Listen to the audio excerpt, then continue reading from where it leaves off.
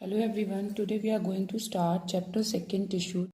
As we know, the smallest unit of body is cell. Okay, we all are made up of cell. हमारी body की जो सबसे smallest unit है वो cell है. When the same type of cells constitute together, they will form a tissue. If anyone asks me what is tissue, then we can answer that a group of cell that is similar in origin, function and structure.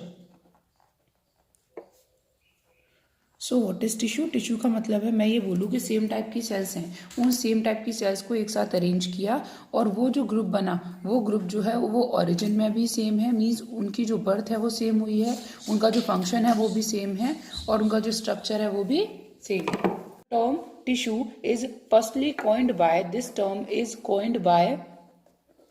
by a scientist Bichet in year 1792 and a branch of science that deals with the study of tissue. और study of tissue जो है study of tissue that is called as histology. Okay, and this histology term is coined by, सबसे पहले ये जो term था ये किसने दिया था?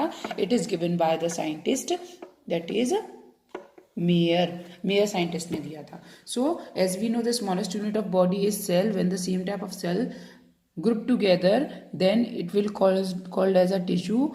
We can say what is tissue? A group of cell that is similar in origin, function and structure. The term tissue is firstly coined by the scientist Bichet in year 1792 and the study of tissue is called as histology, and the term histology is firstly given by the scientist.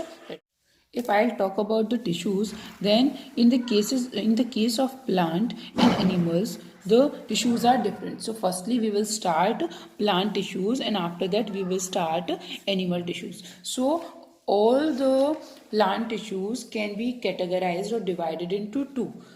Okay, the first one is called as the meristematic tissue. This one is called as meristematic tissue, and the second one tissue that is called as permanent tissue. Okay, as you know जो cell है उसकी एक cycle चलती है. Cell cycle in the sense पहले कोई भी cell है वो सेल क्या होता है, सेल में डिवीजन होता है, मतलब बर्थ हुई किसी भी सेल की, क्या हुई पहले बर्थ हुई. बर्थ होने के बाद उसमें क्या होती है, ग्रोथ होती है. जब वो बड़ा हो जाती है तब वो सेल क्या काम करती है, रिप्रोड्यूस करती है. रिप्रोड्यूस करने के बाद क्या काम करती है, फिर वो सेल डिवीजन करती है और नई सेल बनाती है. तो इस तरीके से क्या है, एक सेल साइकिल चल रही है कि वो पहले सेल की बर्थ हो रही है, फिर ग्रोथ हो रही है, फिर रिप्रोडक्शन हो रहा है. ऐसे ही एक पर्टिकुलर टाइम पीरियड के बाद जो सेल होती है वो मैच्योर हो जाती है. तो जो प्लांट टिश्यूज हैं वो दो टाइप के हैं, एक है मेरिस्टेमेटिक टिश्यू और एक है permanent tissues. Meristematic tissues are those tissues a group of cells, ऐसी सेल्स का ग्रुप है जिनके अंदर कैपेबिलिटी ऑफ डिवीजन है, जिनके अंदर क्या है, कैपेबिलिटी ऑफ डिवीजन है. Capability of division in the sense कि जो सेल्स हैं वो हमेशा क्या करती रहेंगी, डिवाइड करती रहेंगी.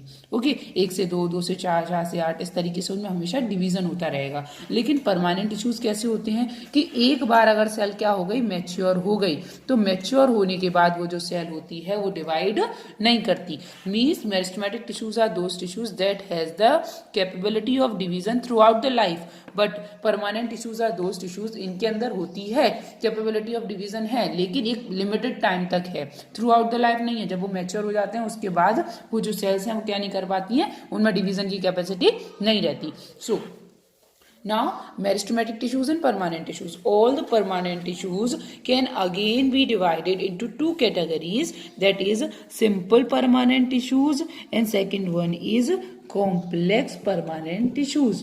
Okay, so the simple permanent tissues, these simple permanent tissues are basically responsible for storing and support, providing support. अब मैं कह रही हूँ कि ये वो सेल्स हैं जिनमें डिवीजन होगा ही नहीं, तो अगर ये सेल्स डिवाइड नहीं कर पाएंगी तो फिर ये क्या काम करेंगी, तो ये सब्सटेंसेस को स्टोर करेंगी और सेल्स को सपोर्ट करेंगी अदर फंक्शन के लिए। तो सिंपल टिश्यूज जो हैं वो बेसिकली क्या होते हैं, अगर मैं बोलूँ सिंपल टिश्यूज क्या हैं, कि टिश्यू क्या है, a group of cell that is similar in structure, origin and function.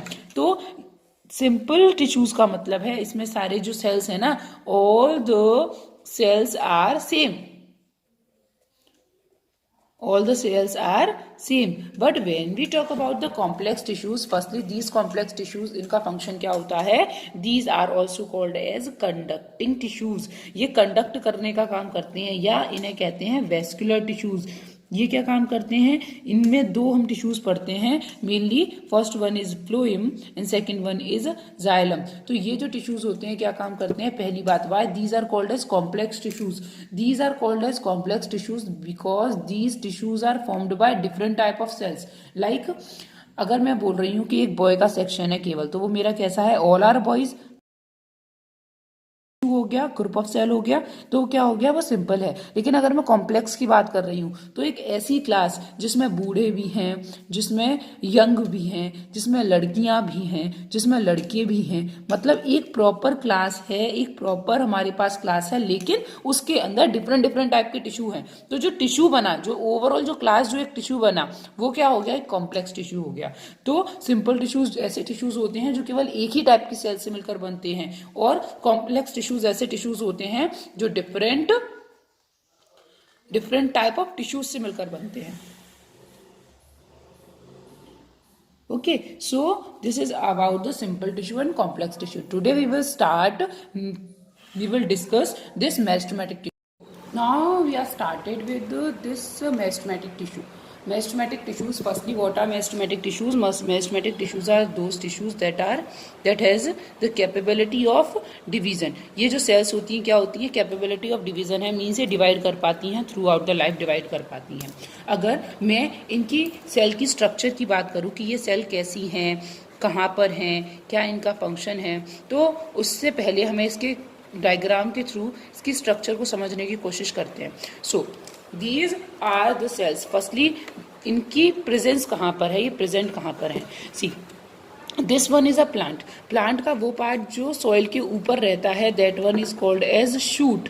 Okay, और जो प्लांट का पार्ट जो सॉइल के नीचे है, that one is called as root. Okay, so shoot में लीव्स भी आती हैं, फ्रूट्स भी आते हैं, बर्ड्स भी आती हैं, स्टेम भी आता है, अलग नहीं है। मीन्स ऐसा पार्ट जो कहाँ पर है, जो सॉइल से ऊपर है, that part is called as shoot and remaining part is called as root. So ऐसी सेल्स या meristematic cells are present on the tips of the shoot और रूट। रूट और शूट के जो टिप्स हैं, लीफ टिप है, root tip है, shoot tip है, वहां पर जो प्रेजेंट होती हैं वो कौन सी सेल्स होती हैं, इन टिप्स पर जो प्रेजेंट होती हैं, these tips are called as, we are saying that these are present in root tips और root tips. Root tips are called as root apexes, term is apex, okay, and the shoot apex. So ऐसी जो cells हैं, such type of cells that are present in apex region, that is called as meristematic cells. Firstly present कहाँ पर हैं वो समझ में आया। आप सेकेंड, अगर मैं इनकी स्ट्रक्चर की बात करूँ तो we know the outermost layer of the plant cell is called as cell wall. So इसके अंदर जो इसकी क्या होती है, cell wall होती है, जो इसकी जो प्लाज्मा मेम्ब्रेन होती है, that one is very much thin। वो कैसी होती है, काफी थिन होती है।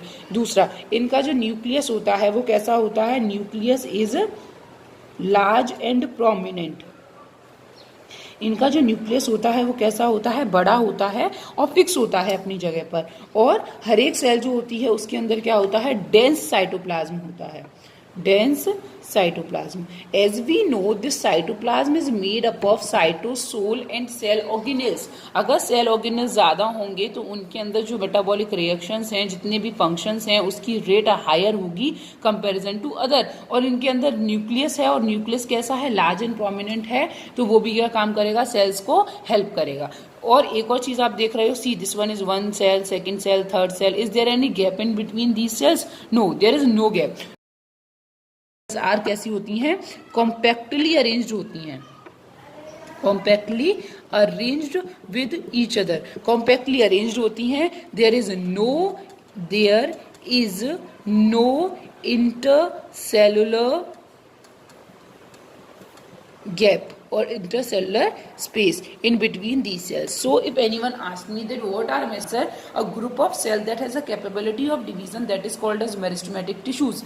Normally these type of tissues are present on the apexes or the tips, like root tips, shoot tips. If we will talk about the structure of this meristematic tissue, then we can find out that the plant plasma membrane is very much thin, nucleus is very large and prominent.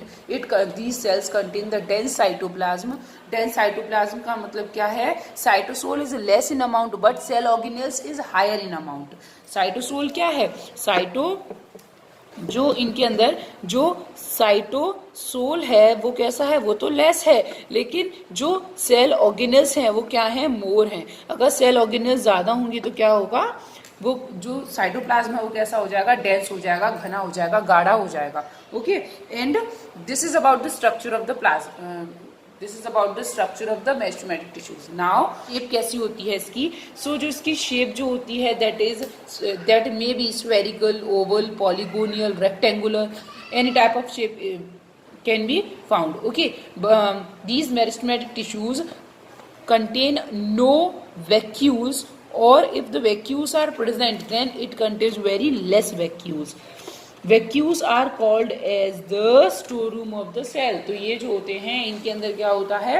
Vacuole होती हैं, या तो होती ही नहीं है, और होती भी हैं तो कैसी होती हैं? काफी ज्यादा कम अमाउंट में प्रेजेंट होती हैं. So, as we know, meristematic tissues has the capability of division on the basis of the position कि वो कहाँ पर present हैं. उसके बेस पर meristematic tissues को 3 पार्ट्स में डिवाइड किया गया. फर्स्ट वन जो होती हैं that one is called as apical meristem. Second one is called as intercalary meristem. And third one is called as lateral meristem. On the basis of position ये जो होती हैं इनको डिवाइड किया गया है. तो first we are taking that is apical meristem. Apical meristem कहाँ प्रेजेंट होती हैं? नाम से ही पता है, apical meristem root tips, tips के लिए टर्म यूज करते हैं apex, root apex, stem apex, even leaf apex. मतलब जितनी भी टिप्स हैं उन टिप्स पर कौन सी सेल प्रेजेंट होंगी, कौन से मेरिस्टेमेटिक टिश्यूज प्रेजेंट होंगे? That will be apical meristem या apical meristematic tissues. The second tissues are intercalary meristem.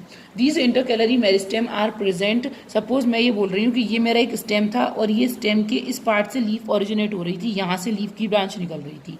तो इंटरकैलरी मेरिस्टेम कहाँ पर प्रेजेंट होंगे? These are present on base of leaves. Leaves के बेस में प्रेजेंट होंगे. जैसे कि see this one is a plant और यहाँ से मेरी क्या निकली? लीफ निकली. तो यहाँ पर जो टिश्यूज प्रेजेंट होंगे वो टिश्यूज कौन से होंगे? That will be intercalary tissue. And these are also present in the nodes और internodal divisions. Like this one is a sugar cane. तो शुगर केन में आपने देखा होगा इस तरीके से सेगमेंट्स बने हुए होते हैं. तो ये जो होते हैं इन्हें कहते हैं इंटरनोड. दो नोड के बीच की जगह, this one is node and this one is node, और इन नोड के बीच की जगह को कहते हैं इंटरनोड. तो ये जो नोडल पार्ट है यहाँ पर भी कौन प्रेजेंट होगा? इंटरकैलरी मेरिस्टेम प्रेजेंट होंगे. तो first one is apical meristem. Apical meristem are present on the tips like root tips, stem tip और लीफ टिप पर प्रेजेंट होंगे. इंटरकैलरी मेरिस्टेम जो होंगे कहाँ होंगे? वो बेस ऑफ लीव्स में प्रेजेंट होंगे, या फिर हम कह सकते हैं नोड्स के बेस में प्रेजेंट होंगे. ओके, एंड या we can say below the nodes के जो नोडल रीजन है उसके नीचे प्रेजेंट होंगे. और तीसरे वाले होते हैं लेटरल मेरिस्टेम. ये जो लेटरल मेरिस्टेम होते हैं ये क्या काम करते हैं? ये लेटरल मेरिस्टेम बार्क के नीचे प्रेजेंट होते हैं. बार्क आप समझते हो, छाल, जो पेड़ होते हैं, जो वुडी प्लांट्स होते हैं उनमें बार्क होती है. तो उस बार्क के नीचे जो प्रेजेंट होते हैं वो क्या होते हैं? लेटरल मेरिस्टेम होते हैं. And these are also called as cork cambium और vascular cambium. This one is called as cork cambium और वेस्कुलर कैम्बियम. अब हम देख रहे हैं कि 3 टाइप के हैं तो इनके फंक्शन भी अलग होंगे। So first one is apical meristem. Apical meristem जो होते हैं इनका मेन फंक्शन क्या होता है कि प्लांट को क्या प्रोवाइड करते हैं, ग्रोथ प्रोवाइड करते हैं, और प्लांट को क्या प्रोवाइड करते हैं, लेंथ प्रोवाइड करते हैं। सीधी बात है, अगर प्लांट की एपेक्स में सेल डिवाइड करेंगी तो जो अपना प्लांट है वो कैसा हो जाएगा, लंबा हो जाएगा, तो it provide the length. Second one is intercalary. Intercalary जो होती है वो क्या प्रोवाइड करती हैं, ये ब्रेथ प्रोवाइड करती हैं। ब्रेथ का मतलब आप समझते हैं, चौड़ाई प्रोवाइड करती हैं। और जो लेटरल वाली हैं वो क्या प्रोवाइड करती हैं, प्लांट कैसा होता है, थिकनेस प्रोवाइड करती हैं। सो ये जो है ग्रोथ में लेंथ प्रोवाइड करती हैं, ब्रेथ प्रोवाइड करती हैं, और ये क्या काम करती हैं, थिकनेस प्रोवाइड करती हैं। और ये जो थिकनेस प्रोवाइड कर रही है, जो लेटरल टिश्यू जो है, या जो बार्क के बीनीथ द बार्क प्रेजेंट है, बीनीथ द बार्क मतलब जो बार्क है उसके नीचे प्रेजेंट होती हैं, और ये क्या प्रोवाइड करती हैं, थिकनेस प्रोवाइड करती हैं। If I talk about the function, so listen, apical meristem ने जो ग्रोथ प्रोवाइड की, मीन्स जो लेंथ प्रोवाइड की, okay, apical meristem is responsible for length, so this one is called as primary growth. What is primary growth, कि जो apical meristem है उनमें जो सेल्स हैं उनके डिवीजन की वजह से सेल्स कैसी, जो प्लांट जो है उसकी क्या बढ़ गई, हाइट बढ़ गई, क्योंकि वो लेंथ ही तो प्रोवाइड कर रहा है, तो प्लांट की क्या बढ़ गई, हाइट बढ़ गई। So that is called as a primary growth. Okay, and this lateral meristem जो क्या काम करता है, जो ये जो लेटरल मेरिस्टेम है जो बार्क के नीचे प्रेजेंट है, ये क्या काम कर रहा है, ये इंक्रीज कर रहा है। किस चीज को इंक्रीज कर रहा है, मैंने बताया ना, ये क्या प्रोवाइड करता है, थिकनेस। थिकनेस का मतलब क्या है, ये क्या काम करेगा, प्लांट को इंक्रीज करेगा। किस चीज में इंक्रीज करेगा, प्लांट का डायमीटर बढ़ाएगा, ठीक, प्लांट का क्या बढ़ाएगा, डायमीटर बढ़ाएगा। तो ये जो है ये किसके लिए रिस्पॉन्सिबल है, ये जो लेटरल मेरिस्टेम की ग्रोथ की वजह से जो हुआ, this one is called as secondary growth. अगर कोई आपसे पूछता है सेकेंडरी ग्रोथ क्या है, देन यू विल आंसर कि if the plant is gaining the या increasing in diameter due to the cork cambium or vascular cambium, or we can say cambium, that is called as a secondary growth. So we can say that cork cambium or vascular cambium or the particular cambium is responsible for providing of what, secondary growth. Okay, and the intercalary meristem जो होते हैं ये कहाँ present होते हैं, ये जो main क्या है, बेस ऑफ लीव्स और बिलो द नोड्स प्रेजेंट होते हैं। तो means apical meristem is responsible for primary growth and lateral meristem is responsible for secondary growth. Some other functions are also there for this meristematic tissues, like the meristematic tissues जो होते हैं, these act as a parent tissue. ये किसकी तरह काम करते हैं, functions, basic functions की बात करते हैं, तो ये जो है वो किसकी तरह काम करते हैं, पेरेंट टिश्यू की बात करते हैं। सीधी बात है कि ये मेरे क्या थे, मेरिस्टेमेटिक टिश्यूज थे, और ये मेरिस्टेमेटिक टिश्यू क्या है, मेन टिश्यूज हैं, वही टिश्यू हैं जिनसे क्या है आगे और सेल्स डिवाइड हो रही हैं और सेल्स बन रही हैं। तो ये किसकी तरह काम कर रहे हैं, ये एक्ट करते हैं, किसकी तरह काम करते हैं, these act as a parent tissue. Second one is these are mainly responsible for providing growth and formation of new cells. ये हम बात कर चुके हैं, these are responsible for growth and formation of new cells,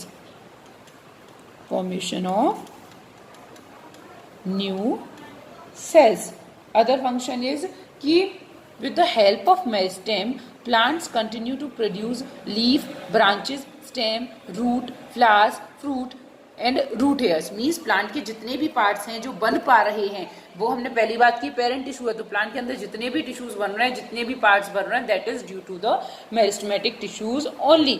और एक और चीज, अगर सपोज हमारा जो प्लांट है, अगर उसमें कहीं पे क्या हो जाता है, इंजरी हो जाती है, कट जाता है, खराब हो जाता है, कहीं से टूट जाता है, तो वो दोबारा थोड़े टाइम बाद दोबारा से रिपेयर हो जाता है। तो वहां पर जो हीलिंग हो रही है या फॉर्मेशन ऑफ न्यू सेल होता है, that is due to the meristematic tissue only. So we can say ये किसके लिए भी हेल्प करते हैं, प्लांट को हील अप होने में भी या हीलिंग के लिए भी, इंजरी के बाद उनको सही होने में भी क्या करते हैं, हेल्प करते हैं। Okay, so this is all about the meristematic tissues. Thank you.